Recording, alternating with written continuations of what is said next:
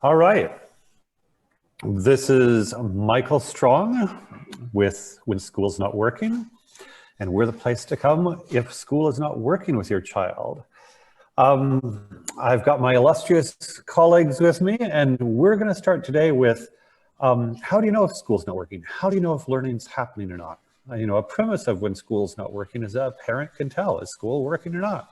You see your kid in front of Zoom, you see your kid going off to school every day, you get grades and test scores or whatever, a kid comes home from school, what'd you learn? I don't know, nothing, whatever.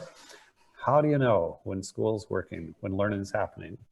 And so I'll open it up to my colleagues and see if anyone wants to jump in and begin helping parents figure out how do we know if learning's happening?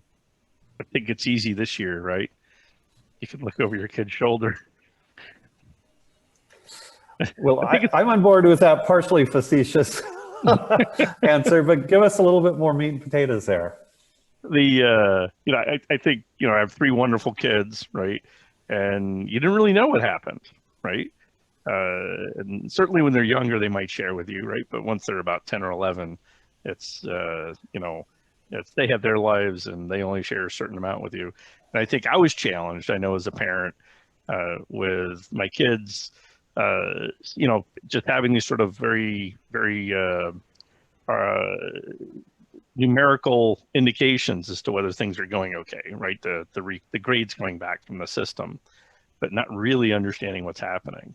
And I think for many families, that's changed dramatically this year, right? It's no longer just a grade, right? You can actually see what's being taught. You can see what your child's experiencing, what level of engagement they have. The school is now in your living room or in the office. So it's a lot easier for parents to see what that experience is for the kids every day. And I'm tempted to ask, even if I don't have an education degree, don't I need an education degree to tell if learning's happening or not? How do I know if I'm not a professional educator? Well, I would say, Michael, that what I look for in children, in my children and other people's children, is whether they're engaged, whether they have that little spring in their step, whether they're curious, whether they're enjoying it. And there should be joy in learning. It shouldn't be all slog. And they should be, having ideas that they're ruminating on and then acting on those ideas. I want to see children wanting to actually learn more on their own steam without only doing things that are on the worksheet or only just thinking about what does the teacher want me to write so I get this result? How do they want me to do that math problem with all the different steps so I don't lose any marks? So they start thinking outside the grade situation. So for me, it's looking at internal motivation. What am I seeing that's happening on the inside? Is this child motivated and engaged in the learning? Because a lot of them are just doing the minimum required just to be okay to get through or to get the particular grade they're after. Oh, I can't hear you, Michael. What occurs to me then, and I'm thinking of some parents maybe, hey, my kid is really engaged when she goes outside and plays in the yard with the dog, super engaged. Does that mean I should let her play in the yard with the dog all day? How do I differentiate just playing and goofing off from learning if engagement is all it is? I think we're humans, right? When we're actually engaged and we're playing, right, we learn at an incredible rate. Right, so you're, if you want to talk about how kids learn language, right, that's about with play with other people. How do you, interacting in a positive way with others leaves your student, right, interested, motivated to continue on. Whether or not they have a grade, thing in their minds, right. That type of engagement, that feeling of connection, that interest in the subject, that desire to finish it, right? That's going to be the thing that's going to drive their real retained learning, right? Even if, that maybe you do have a child who wants to get that grade, right? But I can guarantee you that learning's gone in, and then as soon as the test happens, that learning's gone. And even in that scenario, I would ask, did learning actually happen? So I can say that in the Acton model, there's several different ways that they kind of get indications that the kids are learning. One is the simplest one. They're spending a couple hours a day in e-learning programs, and those programs will say as the student ratchets up through the badges or through the levels, so they can sort of see that. They also are doing exhibitions every 6 weeks, and people can just see the work product that came out of that project and sort of say, does that look like, you know, it's at a comfortable level compared to the other students, and, you know, just compared to what their age is and so forth. Every week they're sending out surveys to parents, you know, and basically asking, you know, do you feel like your kid's thriving? And parents usually can pick up on this. And then the last one is, and they're very careful about this, but once a year they do some of the standardized tests just to sort of make sure, like, okay, and pretty much universally the kids are acing these tests, but it gives the parents a comfort factor that, like, okay, yes, I could tell my kid was thriving, I could tell they were engaged, I could tell they were doing all this stuff, but now this standardized test that the world accepts is also validating that they're you know, at or above grade level and doing fine. So, you know, they get that comfort factor. But they used to have sort of a funny saying that if a parent just checks on the test, that's good. If the parent is obsessed with the test, it's a very bad sign. Like it was kind of a, like, you know, just the right, what is it? Just the right, the porridge is just the right warmth or whatever, you know. It's like if they're too obsessed with what are the test scores and how are you producing, that's a sign of too much focus on the wrong thing. So I want to dig in more later on kind of following the curriculum. You're mentioning electronic curriculum or online curricula where you can track progress, and then tests. But before doing so, you know, we've got, you know, Andrew and Kath on the, you know, thriving and engagement, all of that. I want to talk a little bit more about projects. So, you know, I know we're all a fan of project-based learning. How do you know the project is learning? What tells you a project represents learning? You know, kids do cute things all the time. Does every, you know, crayon drawing they, you know, hand in, does that mean, oh, they're learning? How do you know when the kid's learning in a project?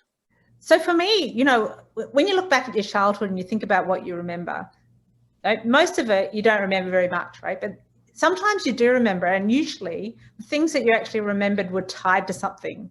You know, something that you made, maybe with your hands that took time, or maybe you struggled with it, or maybe, you know, you did it with someone else and you had a relationship that was formed while you were doing that. There is a lot of multimodal stimulus that gets sort of attached to that learning that's in your mind. So it's something that might stay with you for a long time. So there are a lot of ways that people learn and think and remember.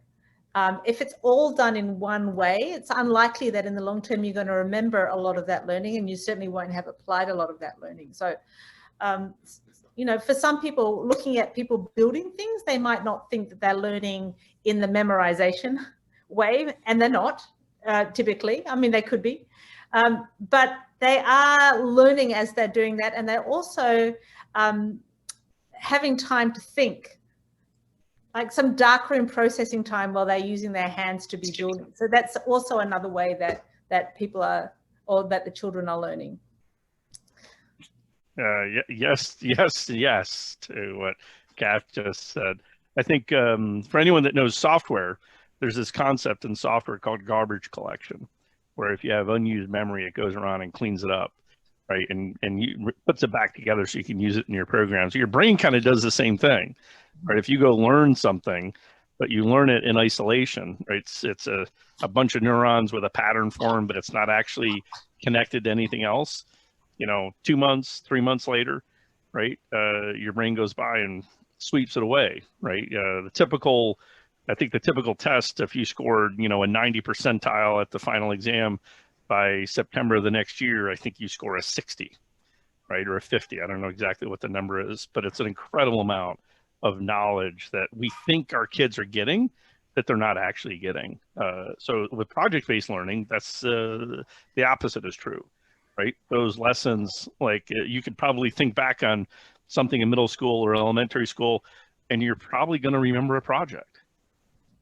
And that learning is going along with that memory, right? It's been attached to so many other things. You've solved a real world problem. You've come away with, you know, challenges and and you know, developed and found solutions and ways to work around stuff. You developed the perseverance or grit in that process. I think those project-based learning opportunities is ones that aren't just, you know, just crayons, but real substantive work, right? Working with other people, solving real problems.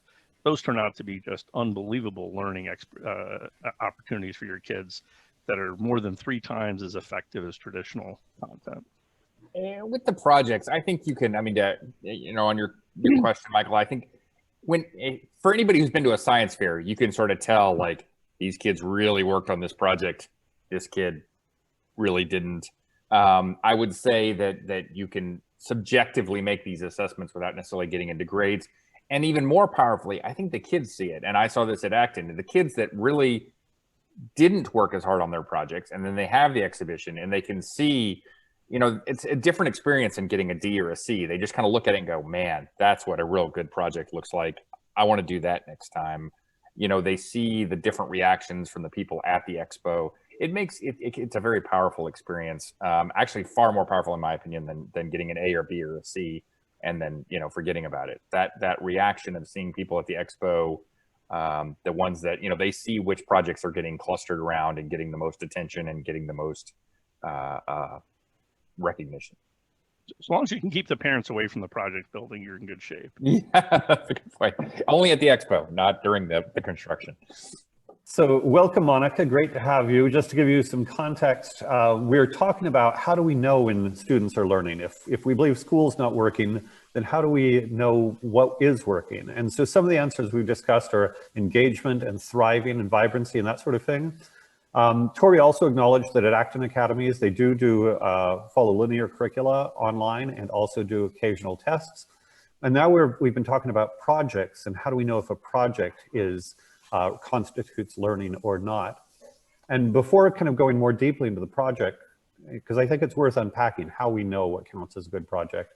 You know, I think you gave us some detail, Tori, but I think the more clearly, I see us as trying to help parents who may feel lost or insecure. You know, the system tells many people that unless you have a degree in education, and actually, Andrew, you haven't apologized this week, but sometimes you say, I don't have a degree in education. But the system tells us that, oh, we need an authority to tell us. You know, but before going there, I want to work on a dimension you mentioned, Andrew, which is this system that often tells us we don't have a degree in education, we can't know this. If we're not a certified teacher, we can't know this.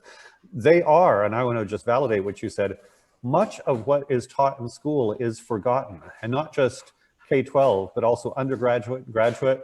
I've looked at some of the studies on retention, and you know, I think a doctor, so, you know, we think, oh, doctors have to know all of this stuff. You know, I think it's at some point they only remember about 30% of what they learned in medical school. But boy, one standard is, you know, not bad. Pretty good. Hey, pretty good. They remember 30%.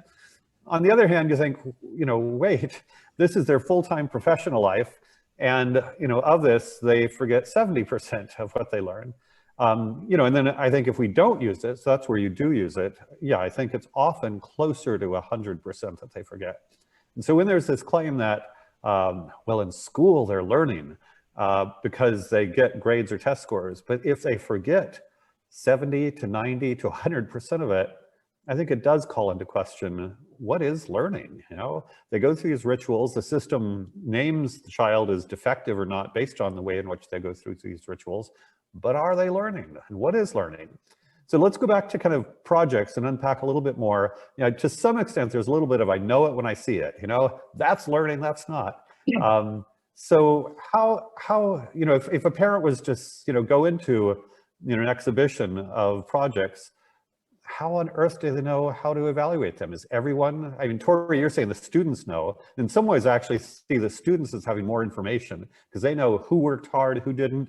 Well, the parent can usually see it in the results, right? You can tell whatever the project is, you're just looking at them all side by side, and you can start to say, man, you can tell a lot of work went into that one, and you can tell that one got done the night before, and it's pretty obvious. I mean, there's certainly effort, right? But I think, you know, for me, it's all about exploration because, you know, we really want the child to really discover their essence about who they are, what they care about. you know, what they're good at, what they want to learn more about. And they don't learn that so much from doing this monoculture style of education.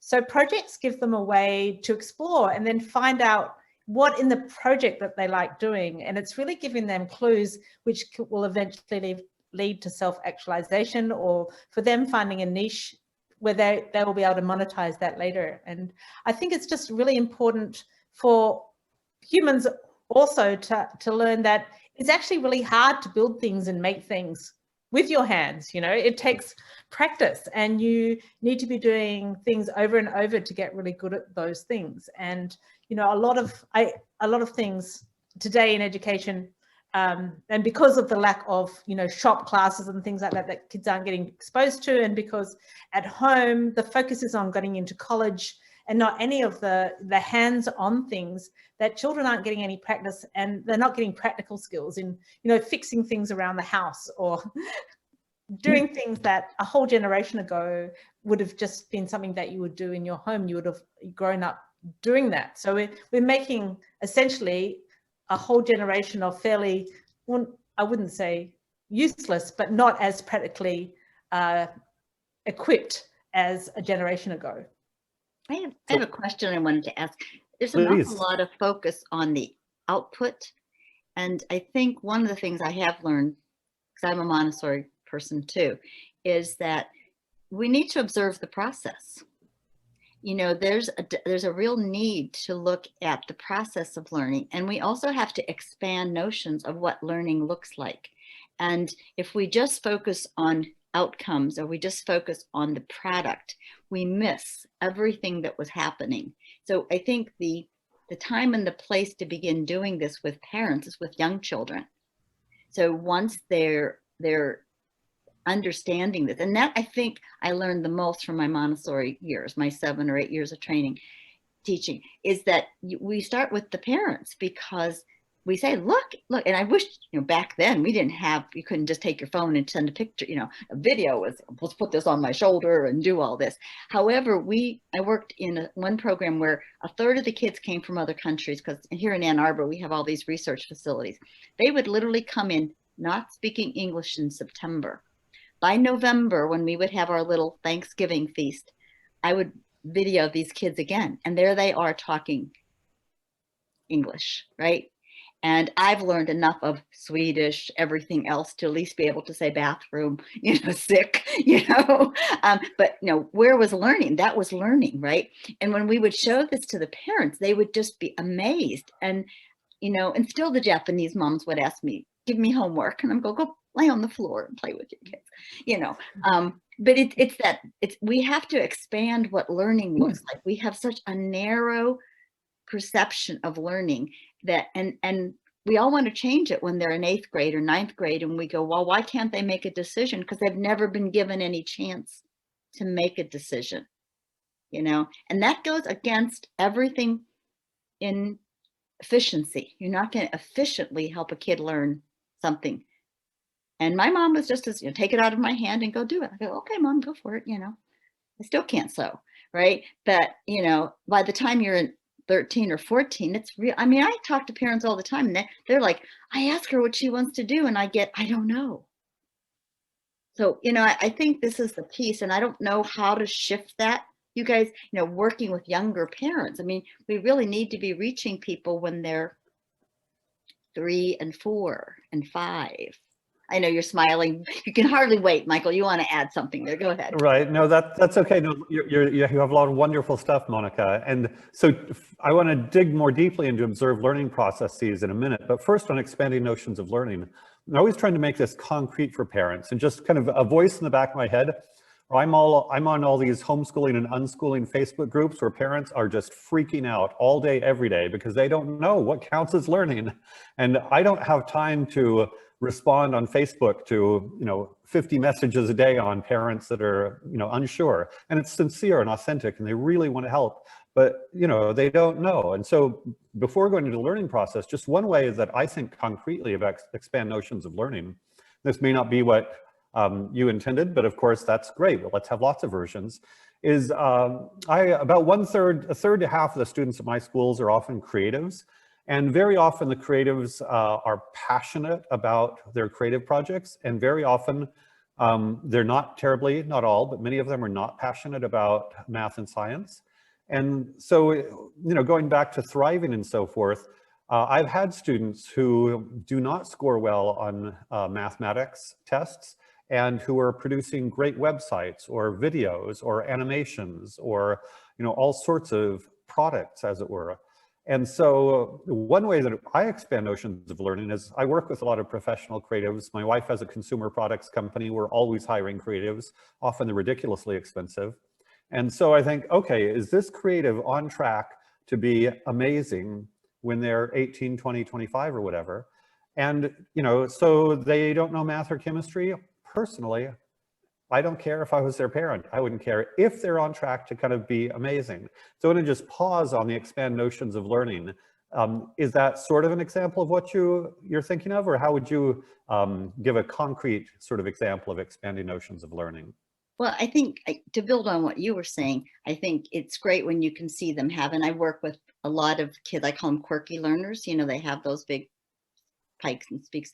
But I found that when we can make something a real world experience for them, and if you give this one young woman I work with, you know, a word problem, she can do it because it's real. Like, how many of these cartons can you put in a truck and drive back and forth to Puerto Vallarta? She figures that out. You put that thing in a problem, she could not figure it out. So giving her formulas and things, she's got to draw it. She's got to make it. So yeah, are you going to make progress in math as quickly as the kid who can memorize the formula? But she's really going to know it once she knows it. So that's the kind of thing that if we could personalize the learning so that everybody wasn't on this quick track, then we can also expand it. Because then when she goes and puts it into her art. When we do ratios, we talk about her art, right? How do you use it? So I think that's the same thing that you're talking about. She mixes paint, so she obviously understands chemistry, right? Will she know all those formulas, and will she ever know the periodic table? Probably not, right? But will she know how to mix paint? Yeah, she's going to know how to mix paint. She's going to know how to clean them. You know, she knows enough chemistry to do what she needs to do. So I think so. But I got exposed to a model and a guy named Brent Cameron about 2005. His book was still in galley, and he has Paragon of 8 different ways. You know Brent. 8 different ways. I knew Brent. He's yes, deceased, he passed away in 2012. Yeah. But I met Brent in 2005, and I remember reading his galley book, and I took that one page out and I put it up above my desk. And anytime a mom called me, I'd say, that's enthusiasm, and that's rote learning, and that's heuristic, setting goals, and that's, and I just, and I said, that's him learning about himself as a learner, you know, and that's modeling, you know, and I had that. So in my mind, I was able to give them a model that expanded that learning. Like when a kid's copying, he's imitating you. I said, that's modeling, that's learning. That's a very primitive, we wouldn't be here if we didn't know how to model, right? And so those are all, and then, you know, so that was a very turning point for me 15 years ago when I met Brent, because I knew these things, but I had a hard time giving concrete examples too. And I used Brent's Paragon. I worked with him for 10 years after, or not quite, because he died in 2012, but from 2005 to 2012, I learned, and I taught a lot of other people this. So I know that we need to shift this paradigm, right? So that's why I popped on. You sent me your little message. I was busy here doing the end of my day notes and popped on, and this is one of those topics I'm really passionate about. So I'm happy to hear from other people and all the things you guys want to chat about. So she said, Monica said something early on about if you do it in a word problem, right? And then you mentioned something about she may not do as well in mathematics because she couldn't do the formula, right? I'm going to call foul on that statement. Not for you, but for the entire educational establishment. Okay. She did do mathematics, and that formula is an artifact. It's a manufacture of our educational establishment. And she just happens to have a circuit in her brain that many people have, which says, is this useful?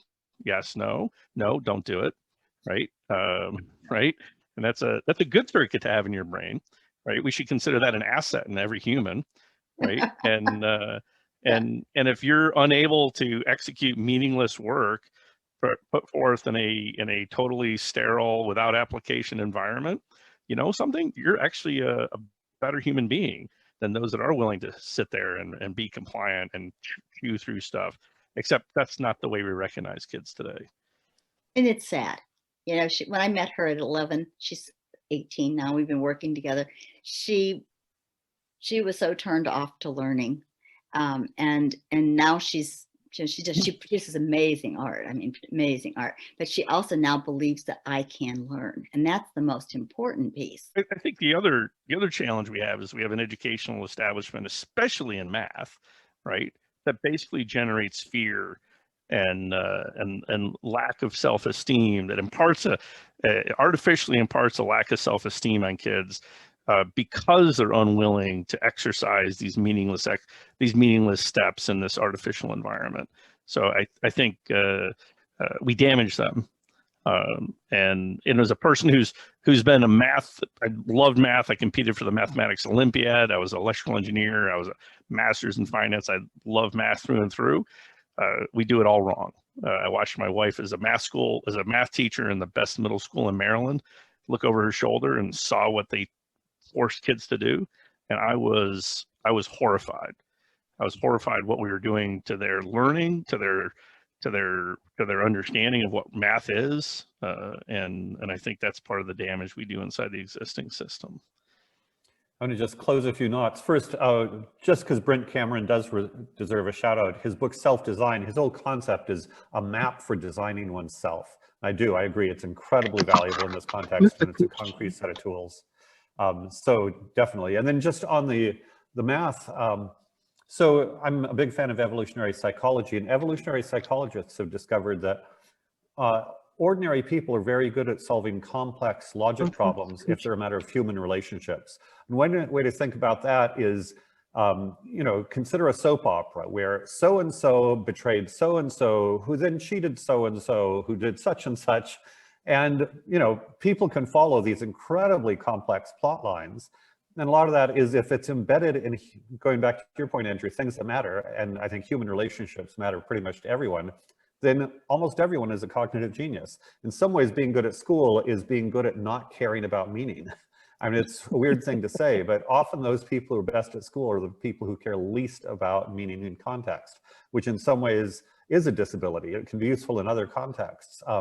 And just one other thing, you know, people who have studied, say, uneducated women traders in West Africa, these women can definitely do all the arithmetic they need to do to buy and sell and negotiate and so forth.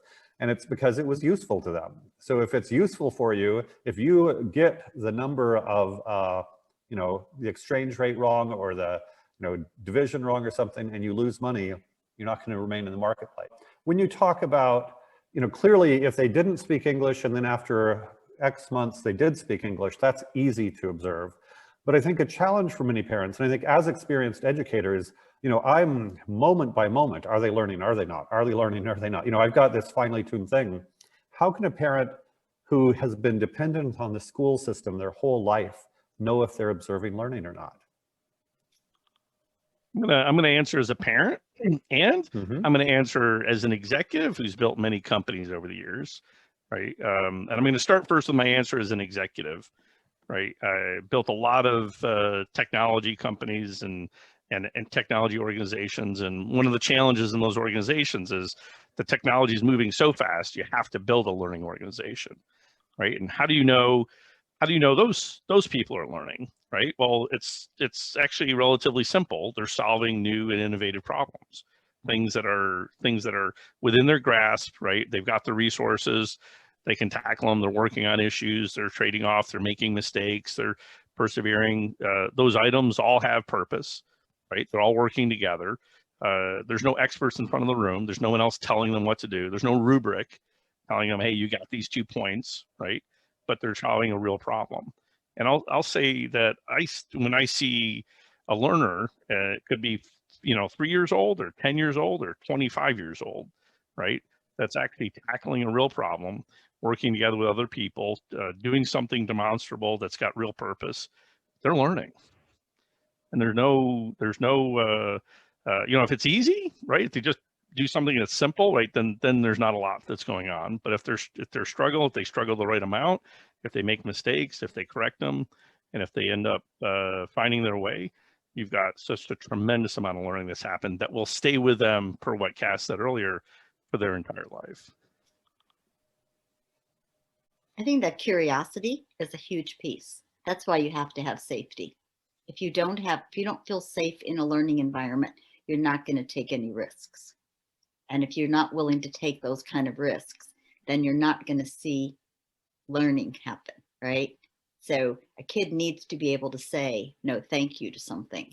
If you can't ever say no thank you, then, so I think that consent piece that starts very young, and it starts in social situations. It also starts, you know, in Montessori, they could say no thank you to a lesson, right? That doesn't mean you're not going to go find something else to do, but you can say no thank you to what Monica wants you to do right now. So, you know, so I think, you know, that piece of curiosity, and you mentioned, you know, Andrew, perseverance and collaboration, and that, like the little girl today I was working with, I asked her, how do you learn? And I said, we were reading this book, How I Learned. And she said, oh yes, when I learned how to ride my bike, because I fell off and I made a mistake and I kept on trying. I said, yes, you were learning, weren't you? Right.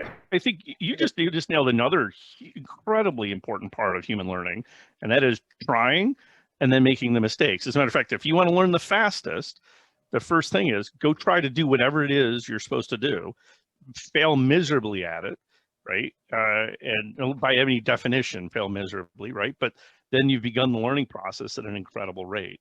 But we see that as a bad grade in school today. But if you have that safety, if someone can go do that and just go, hey, I'm just now closer to my goal, right? And then I can iterate and get to the real thing. You've got the most incredible amount of learning happening at an incredibly quick period of time. And they've got, you know, provided they have that agency you talked about, they love it. Yeah, I'd like to say, I'm sorry, you're about to say something, Michael. No, go ahead, Cass, go ahead. Well, I just, you know, we don't talk very much about all the different ways that humans think, and how important movement is actually to the thinking process. Like you might have, you know, experienced that when you've been on a walk. It seems there's something that happens when you go on a walk, especially in nature, and you get all these thoughts and you've been ruminating and you have these insights. And children really need darkroom time to process and to make those connections. And you know, I think that if they're in the same location or sitting all day, and there's someone that really needs to move to really think and really put everything together, you know, they may not be learning well. I mean, I think. Well, they're not. If they're sitting still, they're not learning well. But the key is you need to learn enough about yourself to know how you learn and to learn efficiently. And you have to want to learn. I mean, you have to want to learn. You've got to enjoy learning. And I think that's a natural trait that is actually beaten out of children in a school environment. And I think that humans naturally want to learn. If you can keep that curiosity going, like you're talking about, Monica, and give them a lot of variety so they can actually make these self-discoveries, that, you know, I think the process just unfolds naturally. And they will be learning all the time. You won't be able to stop them learning. So first, a couple of things on movement, then I'm going to push back on Andrew a little bit. First, you know, I do talk with my hands, but I've seen research that says that when people talk with their hands, they actually remember things more. And even in math, I know a math researcher at the University of Chicago says that when students do math with their hands, including just writing the equations on the whiteboard, they remember things better than if they didn't move while doing it, which I think is really fascinating. And I think movement is kind of really deeply baked into the learning apparatus of Homo sapiens. But kind of going back the other direction, Andrew, when you're talking about, you know, are they making progress? Are they solving problems? You as a CEO seeing, are they solving harder problems? What that brings up for me is, you know, I am a very capable reader and writer, and so I can see if somebody's making progress reading or writing like that. But I haven't done any code. 35 years ago, I wrote some code, but you know, I haven't been writing code for 35 years. And so I'm thinking, So suppose, you know, I give kids coding problems, you know, does it work or not? Kind of, does it function at any level? But I really couldn't tell. You know, I know people who are great software developers. Are they writing good Python code or bad Python code? Is this going to work in some situations or all? I don't know. And so I do think there's, you know, there's something to be said for domain expertise in terms of evaluating student performance, whether it's project-based performance or you know, or test performance. In some ways, I think at its best, a test is simply, you know, when I have a conversation with somebody about a book they've read, I'm not giving them a formal exam, but I'm seeing, did they understand what they read? And, you know, I'm evaluating and making judgments in real time. Did they understand that or not? And I think that's essentially what a test is. So Monica, when you say that's content-based learning, you know, are you saying both the coding and the reading? And then do you have a bigger comment? Okay, so transformative learning. Go ahead. There's another kind of learning, you know, there's another kind of where the learner changes as they're learning, right? So there's content and that's trend, you know, that can be transactional. And there's certainly, you know, there's a time and a place. My favorite one was one of my instructors in Montessori. You don't just give a kid a pair of scissors and go for it, right? You know, not if you don't want your drapes and everything cut or their hair or whatever. But there's a time and a place for content. However, the bigger piece in our society today, and this is, in my opinion, is transformational learning. That person needs to keep changing. That person needs to keep evolving and learning, because then whatever comes their way, they're going to have the confidence. I can go learn that. I'll figure it out. So if I just keep spoon feeding them content, then they have to keep finding somebody else to give them some content, right? Where if they know that they can learn, and truly it takes a long time. I say this is not something that came easy to me as a parent, but I am ever grateful for Dr. Montessori in my training, because it enabled me to have that foundational thinking about the process. This kid is changing. They're not just learning skills. This little person is evolving here. Their little brain is going in different ways. And that's a key piece. It's not just how much I learn. So that's kind of one of my big things, is helping people change. Because these kids that I work with, they come, half of my job is convincing them to try one more time, that it can be different, right? You've had a lot of bad experiences, but I know you're a learner. I just know you can do it. We have to find the right way for you, right? We just haven't come across it yet.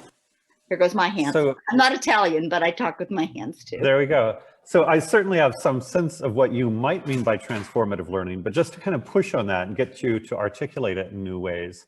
Suppose somebody said, yeah, I'm having a transformative learning experience. You know, I've gone from this video game where I'm doing first-person shooter to that video game where now I'm, you know, orchestrating, you know, this battlefield and killing lots of people. You know, and now I'm staying up all night long. You know, I did 3 days in a row of playing this video game. So yeah, give us a little bit more language. You have learned. You're learning something. You are learning. You're learning, and you're expanding your repertoire of what you can choose from. I just don't see you changing. Right. I think the kids change too. But no, to be fair, they learn. There's an incredible amount of things that they can learn in video games. The question is, are those skills the skills that will lift them the rest of their life? Right? They're going to take you where you want to go, right? Is that going to, you know, like you can be all that and, you know, Fortnite, but you know, when Fortnite's gone, where are you? Yeah, the biggest problem is that if they're doing that and not doing anything else, right? It's the opportunity cost lost in time, because often they'll stick with one game and they'll do it for, you know, 6 hours, like you know, if left to their own devices, they might do it 6 hours a day for a year, and they're not learning many things. Okay. Different in that. She doesn't know serious gamers, Andrew. Yeah. Clearly. No, I mean, there are a lot of kids out there, like, and I think this is one of the parents' biggest fears, right? Because these games are designed to hijack the brain, because they are, you know, they've been made by the same people who make Facebook. You know, they know exactly how to pull these kids in, and especially children, you know, who like to zone out or who are anxious, who just want to get away from the mundane of, you know, the typical school, or for whatever reason. There's a lot of reasons why kids like games, but it's also the social piece of that. Sorry, Andrew. Go. I think, and I think the challenge or the opportunity we have as parents, right? And this could be as simple as, honestly, it's as simple, maybe sometimes as simple as getting your kid involved in a volunteering exercise, right? You know, building a porch for someone, doing tutoring for someone, right? Right. And that thing and the feelings that they'll get, the feedback they'll get from doing something good for somebody else, and that reward, that can actually battle against the desire for gaming, right? And if you give them, and you can create a really immersive learning environment around that experience, right, where you get the human reward, not just the score on the screen, right? You can beat back gaming, right? I'm not saying for everyone, but it's a tremendously, there's one thing more powerful than a high score on a game, and that is the appreciation and connection you have with other humans. And I think you just got to help kids understand your brain's gotten hijacked. You're in a loop down here, right? And you're not really engaging your prefrontal cortex there.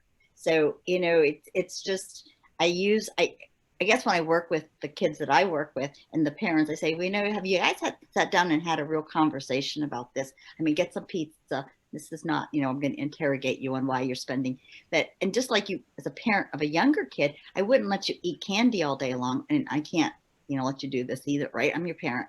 And, you know, at some point, you become a parent, right? Yeah, and you become the parent, but also give them the other thing. And it's not regular school, by the way, FYI. You know, more rote stuff sitting that doesn't have any connection to reality. That's not gonna get their addiction centers normalized.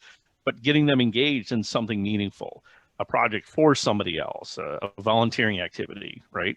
That can build a tremendous sense of pride and worthwhileness in the kids. And then it's not just, I'm taking you away from this thing, but you've got this other thing over here that you feel a lot of pride with.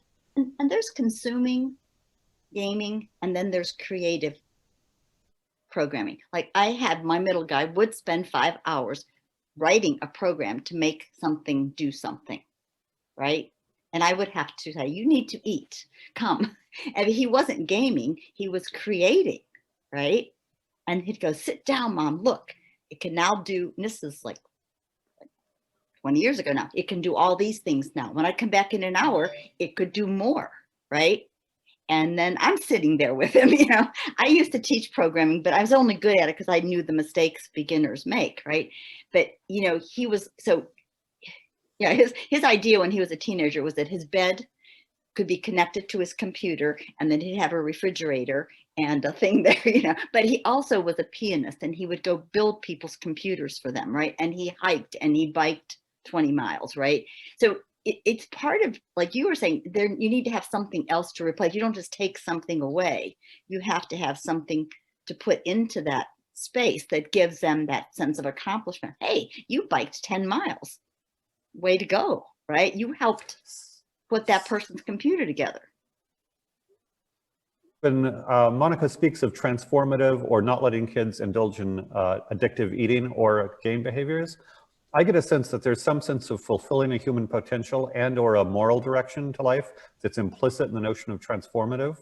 Whereas I have known unschoolers who will let kids eat all the sugar they want or will play all the video games they want. And so I'm interested in, if you're not a radical anything goes sorts of unschooler, what is your criterion for upwards and better? You said it, you're fulfilling your potential. I'm very much into strength-based learning also. So I work with strengths, right? And I don't want you don't have to fix all your weaknesses. We just want to make sure they don't get in your way.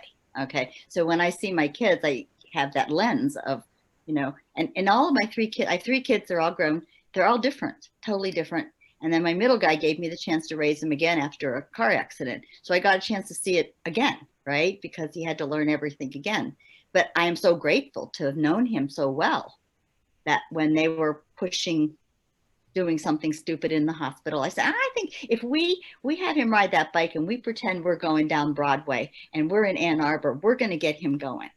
And because he, you know, he could imagine this, and then we would design routes where he had to practice for 20 minutes to walk again. So, well, let's walk this way. Let's go this. But I'm saying, when you know your kids, if you know the person, then you can begin to personalize the learning so that it works and they see they're making progress. That's what I meant.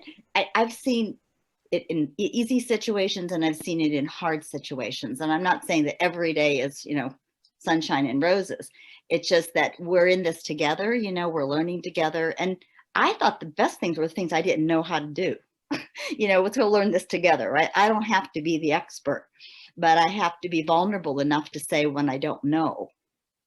And so I just, that whole human potential is so important, Michael. It hurts me when I see kids not fulfilling their potential. Like, I just really does. I just think it's such a disservice to not encourage kids to do that. I'm a big believer in the human potential thing. And yet, even as you say it, it almost feels old-fashioned. Yeah. That is, it's very sad to say, but you're the first person I've heard who speaks of human potential in a while, and certainly in the national debate on education. When do we hear about anybody talking about, fulfilling potential in national education debates? It strikes me as almost invisible and almost gone. And I'm not woo-woo or spiritual, but there's an essence, as Kath's been saying, there's an essence about each person, and we're all here, I believe. One of my strengths is connectedness. I do think there's a higher purpose for everything, and we're all connected. And another one of my strengths is individualization. So I do enjoy that process of looking at a kid, figuring that all out. But like I said, I think that it's just, it really is tragic to see so many youth be turned off. I mean, they come in so excited, and I call it that, they have that dazed overlook by third grade, what happened to the sparkle in their eyes? What happened to that light? It just went out, the glaze and daze of third grade. What happened? So that's why I think so much of this is so important to be working with parents and younger people, so that that light doesn't go out of their eyes, and they become little robots doing what they're told to do. So I'm grateful for all the good teachers my kids have had. I'm grateful for my kids putting their foot down, saying, I'm not going back there, Mom, because they made me grow. They helped tell you, okay, let's not do anything, hang on here, we'll figure this out.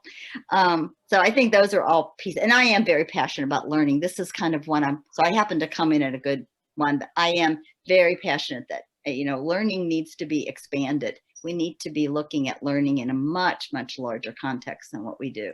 It's Depending on what you said, Monica, about, we used to have people at our Acton parents that would come exactly saying that. Like, in second grade, my kid was lit up and loved going to school, and now it's fifth grade, and it's just a fight every day to get them out of bed and dressed and get them to school, and they're miserable all the time. And usually these parents hope it's a phase for a while, but then eventually they realize, like, this is not going to work. If I have to drag my kid through school through 12th grade, it's not going to have a good outcome. Like, I've got to find a better way. And that's when they come seeking us out. And they would have never considered a private school before until they really saw what the impact was on their kid.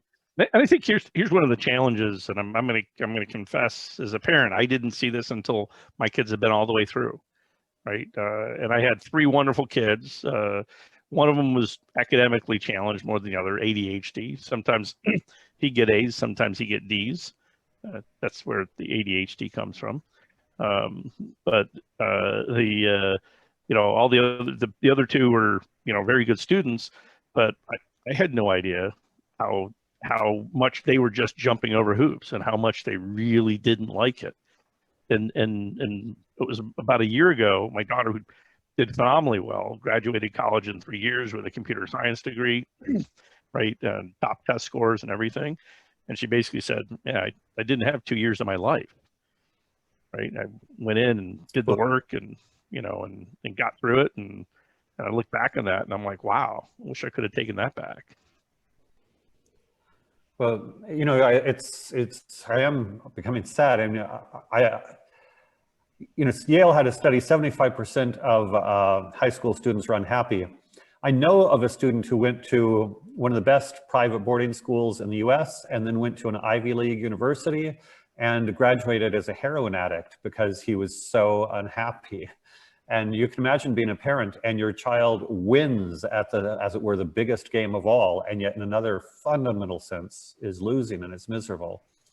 And, you know, I think he's eventually transcended that. But, you know, Montessori talks about, or the Montessori educators I know, the human potential language would be spot on for them. But am I correct that outside of, say, alternative education, not very many people are talking about helping each child fulfill his or her potential? Is anybody hearing human potential language out there much outside of alt ed? No, I think they're very worried that the kids, you know, are not going to come off the track at grade 12, you know, with all the pieces they need to have that they said they were going to get, you know. It's kind Right. of, I know, but, you know, you think about a human, right? And they're going to, I mean, the best you can do, in my opinion, and what I want for my children, is that they can find their equilibrium, right? They can find their work, they can find their balance to have a really happy and successful life for their whole life.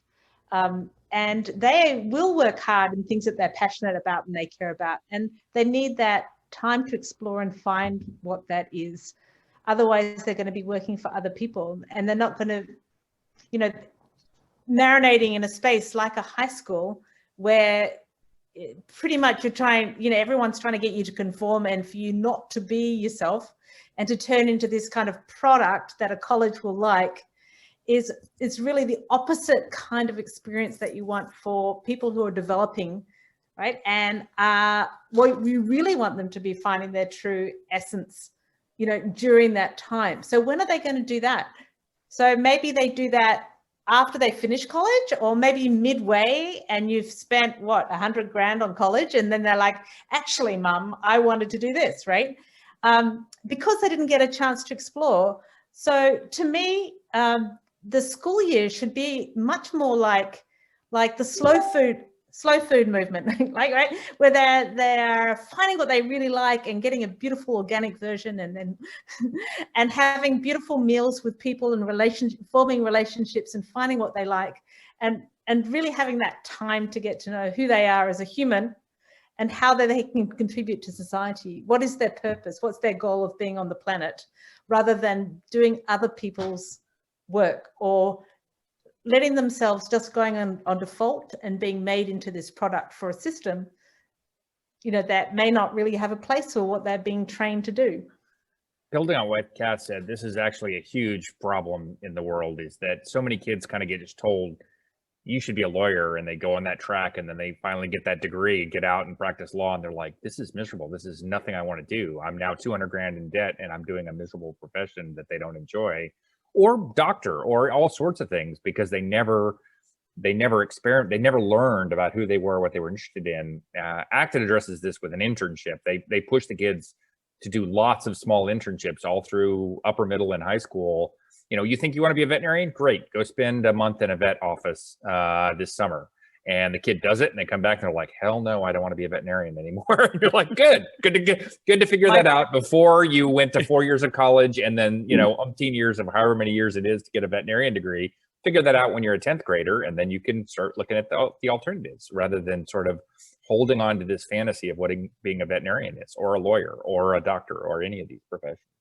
I think part of the challenge, there is not just the profession itself, but our role as parents, right? And what we do to push them towards certain roles. So I think maybe, I don't know if it's 50, I don't know what the mix is, but I'm gonna assign parents more than 50% of the blame on those careers that fall flat, where you get pushed into them really hard. I see a tremendous amount of those. I think it comes back to, if we taught music the same way we do everything else, we wouldn't have any musicians, right? Mm-hmm. You don't spend or language years. Or by the way, we're killing kids in math too. Oh yeah. Yeah, I love Joe Bowler's work out of Stanford. I took her course of hers about 8 years ago and did a group. I was running a program at SelfDesign, so I got like 25 of us. We had some fascinating conversations. And, but again, you know, this whole idea of not using your fingers, you know, all those silly things, you know, that where do we get these ideas? And that's the question I ask parents, is how do I know my kids? So I go, where did you get this idea? Was that still working for you? so where did you get that idea that everybody needs to know this by a certain time? And it usually has something to do with them. That's what came to mind, Michael, when you said that. It usually has something to do with an experience they've had.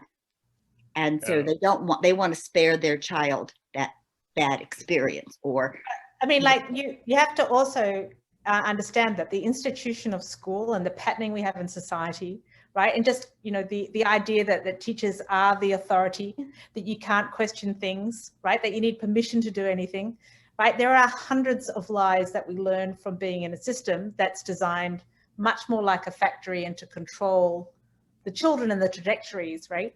And to make sure that every child is tested all the time and all those things. They have to have this system of beliefs that are infiltrated into the children's mind and become part of them. They integrate the culture that they marinate in. So they come out of it with all of these beliefs and really lies, right? They give them this framework that doesn't really exist. It's a construct that they've been taught to believe. So a lot of people believe that they won't be successful, right, if they leave school, but that is a belief that they've gotten from the school and institution and society that's also swallowed it hook, line, and sinker. So we're basically out of time, but I just one thought, and we can maybe start with this next week. John Hagel is the co-chair of the Deloitte Center for the Edge, which is basically the futurism department of Deloitte. And he distinguishes between fear-based narratives and opportunity-based narratives. And as we're talking, it occurs to me that really since the 1980s, the US has been totally dominated by fear-based narratives in education, both at the parent level and the student level, and also at the society level. So if I think about it, you know, again, Monica, I love, you know, the human potential. That, for me, that's the whole opportunity-based narrative, the beautiful optimism of Maria Montessori, you know, and I think all of us have been involved in kind of opportunity-based, you know, situations. But in education, it feels so marginalized that it seems to be all about fear all the time from every direction. And at bottom, we need to push back this fear-based narrative and switch to an opportunity to fulfill our potential narrative. Because otherwise, the fear is going to kill us individually and collectively. It's so important. That's a good place to end it. If we are afraid, it actually hurts our health. It's not just big time. It hurts our esteem, it hurts our health, it hurts our learning. Immune system, everything. You know, this whole fear-based paradigm of fear of loss is one that just hampers people, but on so many levels. I mean, not just on learning, on health, on everything. So I just think, and we do all this about, but I don't want to make it like it's all the teacher's fault. They're stuck between a rock and a hard place, right? So they're being squeezed both ways. And, you know, I have friends that are teaching. I mean, I got parents yelling at me. I've got the administrators yelling at me. Everybody's yelling at me. And I tell parents too, you know, they don't, especially this online stuff. I said, you got to tell people when it's not working. You know, they really don't know. So, but I think that fear piece is just so huge. So huge. Well, let's plan on talking about that next week, and I hope you join us, Monica. It's been delightful to have, you know, a new voice in the mix. I'm going to put in a quick plug for any parents on here who are intrigued by these ideas. Michael's Expanse School has an open house tomorrow night. You should definitely attend and learn more about a very, very advanced model to develop your child's talents. Terrific. Thank you very much. Go ahead, Monica. Well, I was going to say, and CAF's got a wonderful program too, both Workspace, education.org, and I think it's an educator. 100 Roads is awesome too. So if you want to talk some more like this, it's awesome. Absolutely. All right. Bye, everybody. Nice talking with y'all. All right. Thank you. Good to see you next week. Till next week. Bye-bye.